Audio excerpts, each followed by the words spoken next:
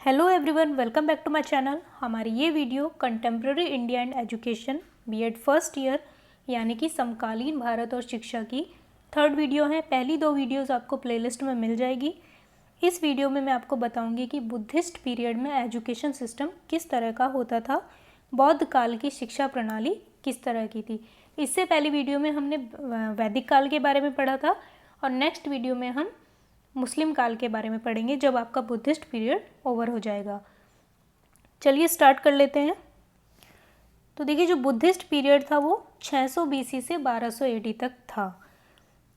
In the early period Buddhist education was limited within the monasteries and only for the members of monastery, but later on it was open to all. Even lay people got scope to have education in those institutions. In modern days, Buddhist education became wide open and embraced people of all walks of life. Hindi में देख लीजिए। प्रारंभिक काल में बौद्ध शिक्षा मठों के भीतर यह केवल मठ के सदस्यों के लिए ही सीमित थी। कोई भी बाहर का आदमी आकर यहाँ पर शिक्षा प्राप्त नहीं कर सकता था, लेकिन बाद में यह सभी के लिए खुला था। यहाँ पर कोई भी एडमिशन ले सकता था। यहाँ तक कि जनसाधारण को भी उन संस्थानों में शिक्षा प्राप्त करने का अवसर मिला। आधुनिक दिनों में बौद्ध शिक्षा व्यापक रूप से खुली और जीवन के सभी क्षेत्रों के लोगों द्वारा ग्रहण की गई। नेक्स्ट देखिए, अब हम यहाँ पर थोड़ा सा लॉर्ड बुद्धा के बारे में पढ़ लेते हैं कि लॉर्ड बुद्धा का जन्म 623 बीसी में हुआ था, लेकिन कहीं कहीं यहाँ पर 563 बीसी भी कहा जाता है, लेकिन आप इसको कंसिडर करेंगे मोस्टली प्लेसेस पर आपको यही शो होगा। प्लेस ऑफ बर्थ था लुम्बिनी। फादर थे किंग शुद्धोधन शाक्य इन मगध, जो कि मगध में शाक्य के राजा थे। Mother Maya Devi, death Kushinagar, wife Yashodhara. Next देखिए, अब हम जो बुद्धिस्ट एजुकेशन की जो ऑर्गेनाइजेशन था, शिक्षा की संरचना और संगठन था, उसके बारे में पढ़ लेते हैं। Education was divided into 3 levels. उस समय शिक्षा 3 स्तर में विभाजित की गई थी। पहला था प्राइमरी एजुकेशन, दूसरा हायर एजुकेशन और तीसरा था भिक्षु एजुकेशन यानी कि मॉन्क एजुकेशन। प्रारंभिक शिक्षा, उच्च शिक्षा और भिक्षु शिक्षा। तो हम पहले प्राइमरी एजुकेशन के बारे में पढ़ेंगे। तो ये कहाँ पर ऑर्गेनाइज की जाती थी? मठ्स और विहार, मतलब मठ और विहार बनाए जाते थे, वहाँ पर ही ये शिक्षा प्रदान की जाती थी। यह कमेंस्ड कब होती थी? ये स्टार्ट होती थी 6 वर्ष की आयु में और ओवर कब होती थी? ये 12 वर्ष की आयु में। तो ये 6 वर्ष तक ये शिक्षा चलती थी। फिर हायर एजुकेशन यानी कि उच्च शिक्षा, ये एक एंट्रेंस एग्ज़ाम के थ्रू होती थी, जिसको पबज्जा संस्कार भी कहा जाता है। इसके बारे में आपको आगे बताया जाएगा। यह संस्कार जब पास कर लिया जाता था, ये एक तरह का की प्रवेश परीक्षा होती थी। जो इसमें सक्सेसफुल होता था उसी को हायर एजुकेशन के लिए एडमिशन मिलता था। तो ये 12 वर्ष की आयु में शुरू होती थी और समाप्त कब होती थी? 20 से 25 वर्ष की आयु में। ओके, आगे देखिए।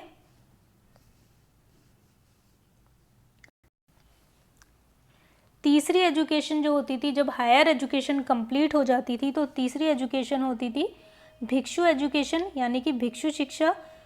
तो ये शिक्षा कौन ग्रहण कर सकता था? Those students who intended to preach and propagate Buddhist religion. जो छात्र बौद्ध धर्म का प्रचार प्रसार करना चाहते थे वो इस शिक्षा को ग्रहण कर सकते थे। नहीं तो अगर कोई नहीं चाहता था आगे पढ़ाई करना, तो वो उच्च शिक्षा के बाद यानी कि 20 या 25 वर्ष की आयु में उसको छोड़कर अपनी गृहस्थ जीवन में जा सकता था। लेकिन जो आगे भी इस धर्म का प्रचार प्रसार करना चाहते थे वो भिक्षु शिक्षा उनको ग्रहण करनी होती थी। तो इसको ज्वाइन करने के लिए एक संस्कार होता था, यानी कि एक तरह का एंट्रेंस एग्ज़ाम, प्रवेश परीक्षा होती थी, उपसंपदा संस्कार। तो इसको जुड़ने के लिए पहले इस संस्कार को पास करना होता था, इस एग्ज़ाम को पास करना होता था, जिसमें एटलीस्ट 10 टीचर्स होते थे जो अलग अलग तरह के सवाल पूछते थे। अगर उनको उनका जवाब देने में स्टूडेंट्स सफल हो जाते थे तो उनको भिक्षु शिक्षा में एडमिशन मिल जाता था। तो यह स्टार्ट कब होती थी? ये 20 वर्ष की आयु में स्टार्ट होती थी, या फिर जब आपने अपनी उच्च शिक्षा ख़त्म की हो 20 या 25 वर्ष की आयु में, तब ये स्टार्ट होती थी। इसका ड्यूरेशन 8 वर्ष का होता था। यह समाप्त 28 वर्ष में होती थी। अगर आपने लेट उच्च शिक्षा ख़त्म की है तो फिर ये लेट ओवर होती थी। तो यानी कि इसका ड्यूरेशन, इसकी अवधि 8 वर्ष की ही होती थी। स्टूडेंट्स बिकेम मॉन्क, जब ये पढ़ाई पूरी कर लेते थे तो छात्र मॉन्क कहलाते थे, यानी कि भिक्षु कहलाते थे। अगर छात्र चाहते थे कि वो आगे भी टीचिंग एक्टिविटीज़ जारी रखें, अपने धर्म का और ज़्यादा प्रचार प्रसार करें, उसकी फ़िलॉसफी और एजुकेशन को और ज़्यादा समझें, तो वो उस एजुकेशन को कई और वर्षों तक भी जारी रख सकते थे। अब आगे देखिए, जो बुद्धिस्ट एजुकेशन सिस्टम था उसकी कुछ फीचर्स थे, कुछ विशेषताएं थी। वो थी, पहली विशेषता थी control of Buddhist sanghas over education, शिक्षा पर बौद्ध संघों का नियंत्रण। तो शिक्षा पर पूरी तरह से किनका नियंत्रण था? बौद्ध संघों का नियंत्रण था। कोई भी बाहर का आदमी या कोई इंडिविजुअल इसमें दखल अंदाजी नहीं कर सकता था। सारे फैसले बुद्धिस्ट संघों को ही लेने होते थे। दूसरा फीचर है पैट्रोनाइज्ड बाय किंग्स, इसको राजाओं द्वारा संरक्षण प्राप्त था। बुद्धिस्ट एजुकेशन सिस्टम को जो मठ और विहार बनाए जाते थे उसके लिए राजाओं द्वारा ज़मीन दी जाती थी, ह्यूज डोनेशंस दी जाती थी, बहुत सारा पैसा दिया जाता था, जिससे कि अपना एजुकेशन प्रोग्राम और अपने धर्म का प्रचार प्रसार जारी रखें। फ्री प्राइमरी एजुकेशन, तीसरा फीचर था निःशुल्क प्रारंभिक शिक्षा। जो बौद्ध काल में प्रारंभिक शिक्षा होती थी वो बिल्कुल मुफ्त दी जाती थी, लेकिन जब हायर एजुकेशन में पहुंचते थे तो वहाँ पर फ़ी पे करनी होती थी। नेक्स्ट देखिए, अब हम करिकुलम पढ़ लेंगे कि प्राइमरी एजुकेशन, हायर एजुकेशन और भिक्षु एजुकेशन का जो पाठ्यक्रम था वो किस तरह का था। तो देखिए, जो प्राइमरी एजुकेशन का करिकुलम था उसकी अवधि होती थी 6 वर्ष। तो यह 6 वर्ष की अवधि होती थी इसकी। इसमें सबसे पहले क्या पढ़ाया जाता था? 49 अल्फ़ाबेट्स पढ़ाए जाते थे जो कि पाली भाषा में होते थे। जैसे कि हमारी हिंदी की और इंग्लिश की वर्णमाला होती है, इसी तरह बच्चों को पहले उनका ज्ञान कराया जाता था। उसके बाद उनको उसको लिखना और पढ़ना और लिखना सिखाया जाता था। उससे शब्द बनाना सिखाया जाता था। जैसे कि हम छोटी क्लासेस में होते हैं, धीरे धीरे उन चीज़ों को सीखते हैं, उसके बाद शब्द बनाना सीखते हैं, उसके बाद सेंटेंस बनाना सीखते हैं। इसी तरह से उनको लिखना और पढ़ना, भाषा को लिखना और पढ़ना सिखाया जाता था। 5 विभिन्न प्रकार के विज्ञान, फिर जैसे ही वो और बड़ी क्लासेस में आते थे तो उनको 5 तरह के विज्ञान पढ़ाए जाते थे। मॉर्फोलॉजी यानी कि आकृति विज्ञान, मेशनरी चिनाई, मेडिसिन चिकित्सा, लॉजिक तर्क विज्ञान, स्पिरिचुअलिटी आध्यात्मिकता, तो ये सब चीज़ें उनको सिखाई जाती थी। प्रिंसिपल ऑफ बुद्धिस्ट रिलीजन, बौद्ध धर्म के सिद्धांत उनको सिखाए जाते थे। Knowledge of arts and skills, साथ में उनको वोकेशनल ट्रेनिंग भी दी जाती थी। अलग अलग तरह के आर्ट्स एंड स्किल उनको सिखाए जाते थे। नेक्स्ट देखिए,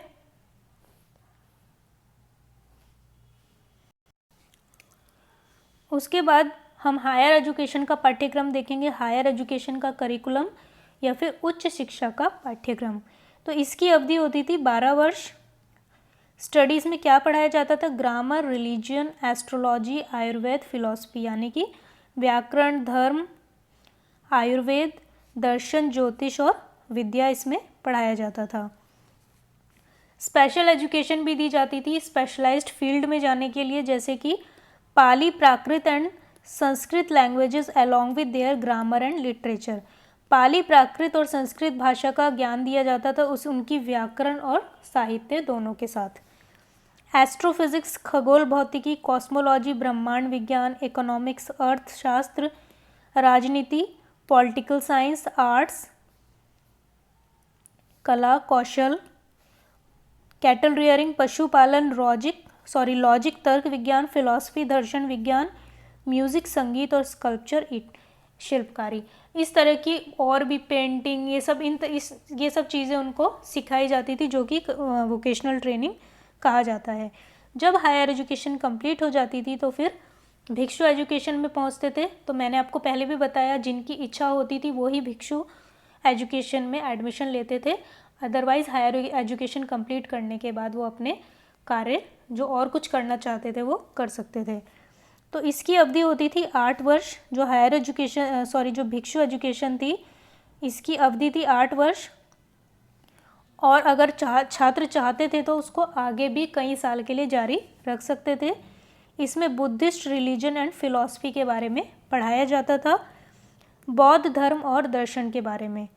तो ये प्रचार प्रसार के लिए थी, जैसे कि पहले बताया था आपको, ये इसलिए ग्रहण की जाती थी कि अपने धर्म का और ज़्यादा प्रचार प्रसार कर सकें।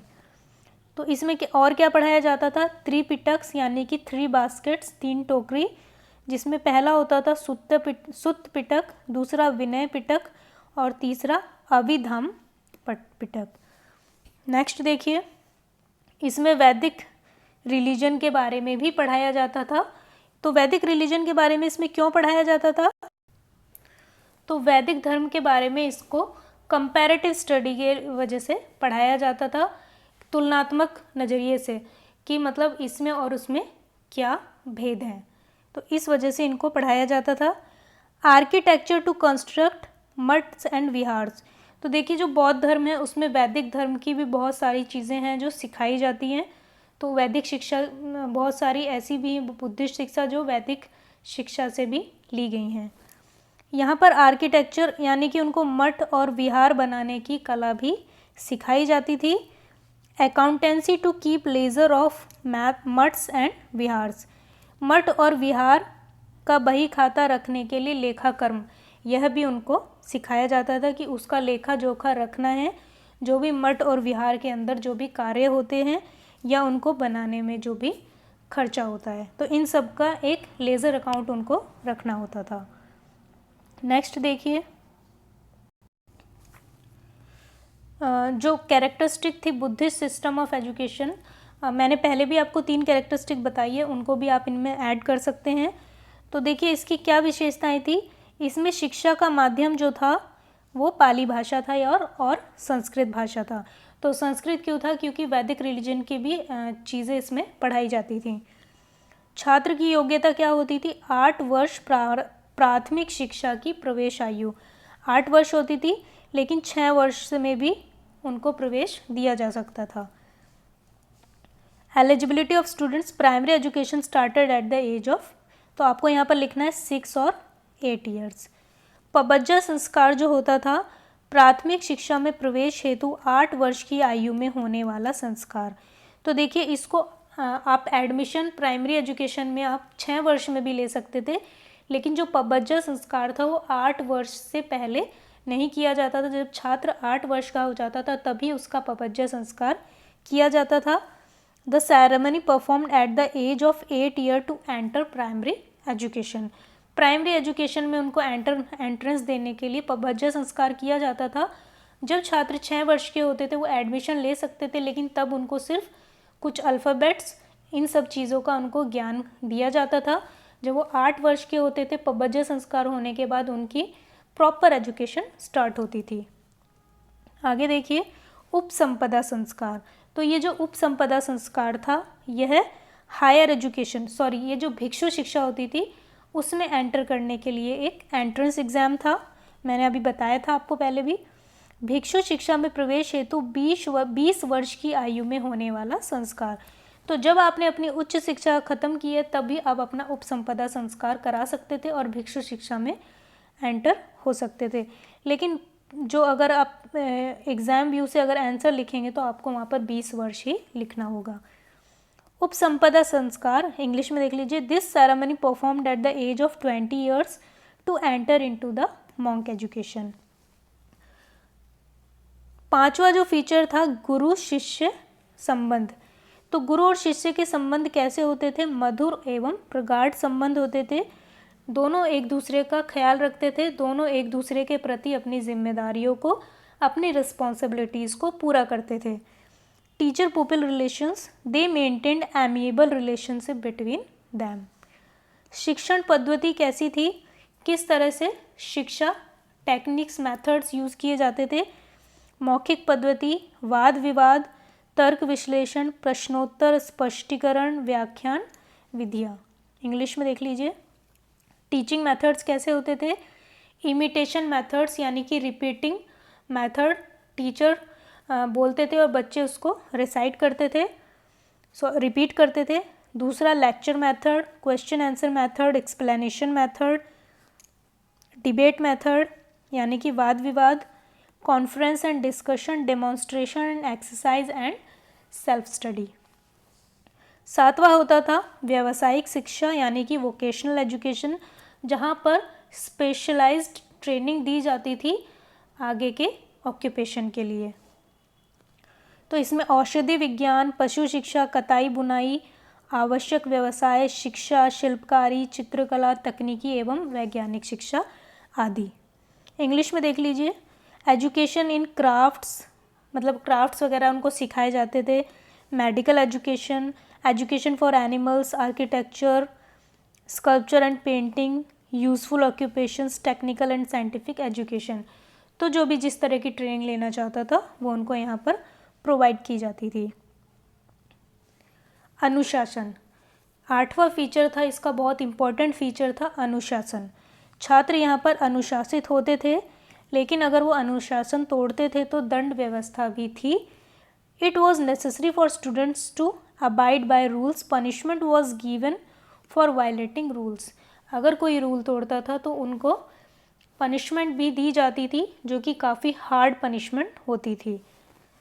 नौवां जो उसका फीचर था वो था खेल और अन्य शारीरिक व्यायाम यहाँ पर कराए जाते थे, जैसे तीरंदाजी, घुड़सवारी, मुक्केबाजी, कुश्ती इत्यादि।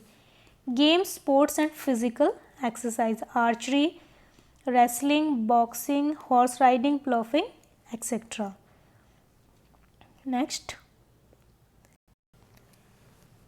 एक विशेषता थी उसकी शिक्षा का संगठन यानी कि ऑर्गेनाइजेशन ऑफ एजुकेशन, जिसके बारे में अभी बिल्कुल आपको डिटेल में बताया गया है, लेकिन ये एक कैरेक्टरिस्टिक में भी आता है तो आपको यहाँ पर भी लिखना होगा। तो प्राथमिक शिक्षा जो होती थी, प्राथमिक लेवल पर जो उनकी एजुकेशन होती थी, उसमें उनको भाषा, सामान्य ज्ञान, नैतिक शिक्षा, व्याकरण, लैंग्वेज, मॉरल एजुकेशन, व्याकरण ETC ये सब उनको पढ़ाया जाता था। उच्च स्तर पर धार्मिक, वेद, दर्शन की शिक्षा, बौद्ध शास्त्र, education of philosophy, Vedas, Buddhist scriptures. लौकिक, तो देखिए जो उच्च स्तर होते थे उसके दो पार्ट थे, धार्मिक और लौकिक, रिलीजियस और कॉस्मिक और सेक्युलर। ये दो चीज़ें आपको उच्च शिक्षा में पढ़ाई जाती थी। तो धार्मिक में वेद, दर्शन की शिक्षा, बौद्ध शास्त्र आते थे, और जो लौकिक होता था, लौकिक शिक्षा होती थी, उसमें गणित, कृषि, कताई बुनाई, संगीत, चिकित्सा, पशुपालन, चित्रकला इत्यादि आते थे। यानी कि इंग्लिश में देख लीजिए आप, mathematics, agriculture, crafts, music, medical, painting, animal husbandry ETC। Next देखिए, aims of education in Buddhist period, जो बौद्ध काल में शिक्षा के उद्देश्य क्या थे। फॉर्मेशन ऑफ कैरेक्टर, तो पहला उद्देश्य था फॉर्मेशन, तो जो बौद्ध काल में जो शिक्षा थी उसके उद्देश्य थे, पहला उद्देश्य था फॉर्मेशन ऑफ कैरेक्टर यानी कि छात्र के चरित्र का निर्माण। तो ये किस तरह से किया जाता था, स्टूडेंट्स के कैरेक्टर फॉर्मेशन पर बहुत ज़्यादा जोर दिया जाता था। ये देखा जाता था कि जो स्टूडेंट की लाइफ है उसमें उनकी जो मील्स होती है वो बहुत ही सिंपल होनी चाहिए, कि उनका खाना बहुत ही साधारण हो। उनकी प्योरिफिकेशन ऑफ सोल यानी कि उनको मेडिटेशन किया जाता था, उनके अंदर किसी भी तरह की हिंसा, किसी के प्रति घृणा, यह सब ना हो। इससे उनके अंदर इंसानियत को और एक अच्छा व्यवहार उनको सिखाया जाता था। इस तरह से उनके कैरेक्टर का फॉर्मेशन किया जाता था। दूसरा उद्देश्य था डेवलपमेंट ऑफ पर्सनैलिटी, उनके व्यक्तित्व का विकास। तो ये एक बहुत ही इम्पॉर्टेंट उद्देश्य था, ये भी कह सकते हैं कि बहुत ही ये मुख्य उद्देश्य था। इसमें छात्र का physical, mental, moral and intellectual development किया जाता था। उनका, हम अगर सीधी सी भाषा में कहें तो सर्वांगीण विकास पर जोर दिया जाता था। उनकी मानसिक, शारीरिक, नैतिक इन सब चीज़ों का विकास उनमें किया जाता था। इसमें छात्रों को अवसर दिए जाते थे कि वो अपने गुरु से, अपने टीचर से इंटरेक्शन करे, बातचीत करे। उनको इस तरह के कार्य दिए जाते थे जिससे कि उनके व्यक्तित्व का विकास हो। तीसरा उद्देश्य था रिलीजियस एजुकेशन, धार्मिक शिक्षा। देखिए, जो बौद्धिक काल था उसमें रिलीजन को प्रायोरिटी पर रखा जाता था। जो रिलीजन होता था, जो धर्म होता था, वही सबसे बड़ी प्राथमिकता होती थी। रिलीजियस एजुकेशन, धार्मिक शिक्षा बहुत ज़्यादा प्रोवाइड की जाती थी, धर्म के बारे में बताया जाता था। मेन जो एम होता था, जो मेन उद्देश्य होता था, धर्म का प्रचार प्रसार करना, शिक्षा के माध्यम से धर्म का प्रचार प्रसार करना। तो इसीलिए यहाँ पर धार्मिक शिक्षा प्रदान करना इसका उद्देश्य था। चौथा देखिए, प्रिपरेशन फॉर लाइफ, उनको जीवन के लिए तैयार किया जाता था, आगे के जीवन के लिए तैयार किया जाता था। तो धार्मिक शिक्षा के साथ साथ उनको प्रैक्टिकल नॉलेज, वर्ल्डली नॉलेज भी प्रोवाइड की जाती थी। और इसके साथ साथ उनको आगे जीवन जीने के लिए कमाई की ज़रूरत होती है, पैसे की ज़रूरत होती है। तो इन सब के लिए उनको इसके साथ साथ उनको वोकेशनल ट्रेनिंग भी प्रोवाइड की जाती थी, जैसे कि spinning, weaving, drawing, music, agriculture, handicraft, industrial education etcetera. यहाँ तक कि मिलिट्री ट्रेनिंग और वुमेन एजुकेशन पर भी काफ़ी ध्यान दिया गया था। लेकिन जो वुमेन एजुकेशन थी वो सिर्फ उच्च शिक्षा तक ही सीमित थी, प्राइमरी एजुकेशन, उसके बाद उनको एजुकेशन प्रोवाइड नहीं की जाती थी। फिफ्थ देखिए, टीचिंग ऑफ 4 नोबल ट्रूथ्स, उनको यहाँ पर आप आर्य लिख लीजिए, 4 आर्य सत्य की शिक्षा भी दी जाती थी, जिसमें कि पहला था देयर इज सॉरो और सफरिंग इन द वर्ल्ड, यथार्थ दुख, यानी कि संसार में दुख हैं और क्षणिक दुख हैं, क्षणिक सुख हैं, इस तरह से संसार चल रहा है। There are reasons behind the sorrow, दुख का कोई यथार्थ कारण है। सॉरो कैन बी रिमूव्ड, दुख का यथार्थ रोधन, यानी कि उसको दूर भी किया जा सकता है। There is right path to learn how to remove sorrow, चित्त का यथार्थ मार्ग। तो ये सब चीज़ें उद्देश्य थी बौद्धिक शिक्षा को प्रदान करने के लिए। तो ये मैंने आपको बता दिया। अब देखिए, जो बौद्धिक काल में टीचर को उपाध्याय या फिर उपाध्याय कहा जाता था, उपाध्याय या उपाध्याय, और जो स्टूडेंट्स होते थे उनको श्रमण और सामनेर, छात्र को श्रमण या फिर सामनेर कहा जाता था। आप इसको भी ध्यान रखना। अब देखिए, जो भिक्षु शिक्षा होती थी तो उसमें आपको और भी चीज़ें सिखाई जाती थी। ये आपका उच्च शिक्षा के अंदर ही आएगा। तो आपको 8 चीज़ें सिखाई जाती थी। राइट व्यू यानी कि सही दृष्टिकोण, राइट रिजॉल्व यानी कि सही समाधान, राइट एफर्ट सही व्यवसाय, राइट ऑक्यूपेशन सही भाषण, थोड़ी मिस्टेक हो गई है, फिर से देखिए, पहले आप इंग्लिश में देख लीजिए। Right view, right resolve, right effort, right occupation, right speech, right behaviour, right contemplation और राइट मेडिटेशन। तो देखिए, एफर्ट को यहाँ पर हमने 5th नंबर पर लिख दिया है, तो आप कंफ्यूज मत होना। सही दृष्टिकोण, सही समाधान, सही व्यवसाय, सही भाषण, सही प्रयास, सही व्यवहार, सही चिंतन और सही ध्यान। ये 8 कदम पर जो चलता था वो पूरी तरह से इस शिक्षा को प्राप्त कर लेता था, इसका बौद्धिस्ट धर्म का ज्ञान प्राप्त कर लेता था। तो ये 8 फोल्ड पाथ भी आपको अच्छे से याद रखने हैं। अब देखिए, जो उच्च शिक्षा होती थी उसमें 10 सिक्खा पदानी, जो भिक्षु शिक्षा होती थी उसमें 10 सिक्खा पदानी की शिक्षा दी जाती थी, जिसमें क्या होता था, ये बहुत हार्ड रूल होते थे, इनको फॉलो करना बहुत ज़रूरी होता था, नहीं तो फिर भिक्षु शिक्षा आप ग्रहण नहीं कर सकते थे। तो वो क्या थे? पहला था अवॉइड वायलेंस, यानी कि हिंसा से बचें। अवॉइड स्टीलिंग, यानी कि चोरी से बचें। अवॉइड बैड कंडक्ट यानी कि बुरे आचरण से बचें। अवॉइड अनट्रूथ स्पीच यानी कि असत्य भाषण देने से बचें, मतलब गलत कुछ ना बोलें, कुछ गलत चीज़ों को ना फैलाएं। अवॉइड इंटॉक्सिकेटिंग मटेरियल, नशीले पदार्थों से बचें।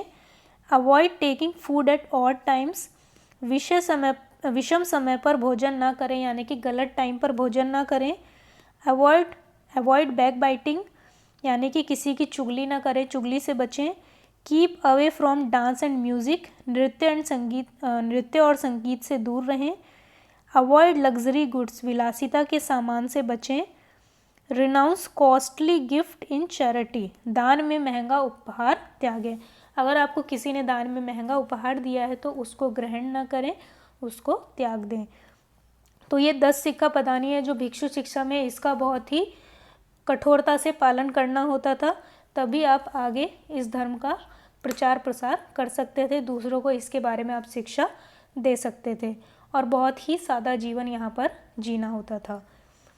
तो ये था हमारा बुद्धिस्ट काल से रिलेटेड वीडियो, जो कि फर्स्ट पार्ट है। अभी भी इसमें काफ़ी चीज़ें बची हुई हैं, जैसे कि merits and demerits of Buddhist education system और पबज्जा संस्कार और उपसंपदा संस्कार में अंतर, ये सब मैं आपको नेक्स्ट वीडियो में बताऊंगी। अगर आपको वीडियो पसंद आई है तो मेरे चैनल को लाइक करें, शेयर करें, सब्सक्राइब करें। कोई भी क्वेरी है तो आप कमेंट सेक्शन में पूछ सकते हैं। Thank you.